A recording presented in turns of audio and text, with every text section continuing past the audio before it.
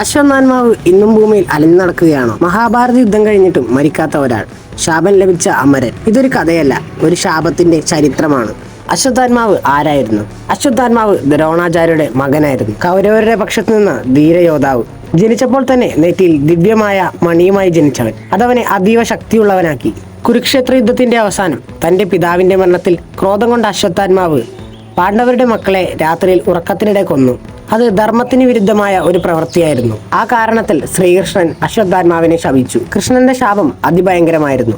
നീ ആയിരക്കണക്കിന് വർഷങ്ങൾ ഭൂമിയിൽ അലഞ്ഞു നടക്കണം. നിന്റെ നെറ്റിയിലെ മണി നഷ്ടപ്പെടും. നിന്റെ മുറിവൊരിക്കലും ഭേദമാകില്ല. ലോകം മുഴുവൻ നിന്നെ ഉപേക്ഷിക്കും. അശ്വത്ഥാമാവ് അമരനായിരുന്നെങ്കിലും ശാപിതനായി. ഇന്നും ചിലർ പറയുന്നു, ഹിമാലയ മേഖലയിൽ കാടുകളിൽ ഒരു വിചിത്ര മനുഷ്യനെ കാണാറുണ്ടെന്ന്.